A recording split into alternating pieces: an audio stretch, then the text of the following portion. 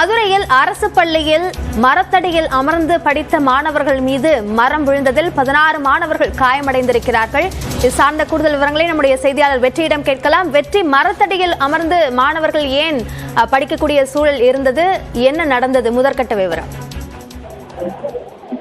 அன்னையா, மதுரை மாவட்டம் மேலூர் அருகே தெற்கு தெரு என்ற கிராமத்தில் உள்ள அரசு மேல்நிலைப் பள்ளியில் இன்று காலை 9ஆம் வகுப்பு படிக்கக்கூடிய மாணவர்களுக்கான வகுப்புகள் நடைபெற்றுக் கொண்டிருக்கு. அதாவது அவர்களுக்கு தேர்வுகளுக்கு முன்னதாக அவர்கள் படித்து தயார் செய்வதற்குண்டான பணிகளில் அந்த மாணவர்கள் ஈடுபட்டுக் கொண்டிருக்கிறார்கள்.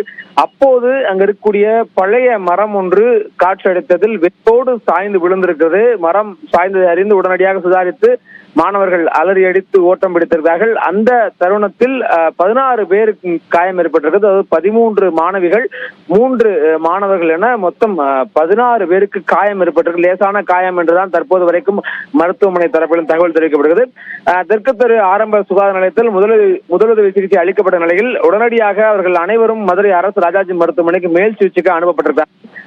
சம்பவம் குறித்து வருவாய்த்துறையினரும் காவல்துறையினரும் விசாரணை மேற்கொள்வதாக, அதாவது எதற்காக அவர்கள் மரத்தடியில் அமர்ந்து படிக்க வைக்கப்பட்டால் இடவசதி பற்றாக்குறை இருக்கிறதா அல்லது வேற ஏதேனும் நோக்கம் இருக்கிறதா, இன்னும் எதற்காக இந்த விபத்து நடைபெற்றதற்கான முழுமையான காரணங்கள் குறித்து காவல்துறையினர் விசாரணை நடத்தி கொண்டிருக்கிறார்கள். இன்னும் சற்று நேரத்தில் நமக்கு அதற்கான முழுமையான காரணங்கள் தெரிய வரும். விபத்து குறித்த விரிவான விவரங்களுக்கு நன்றி வெற்றி.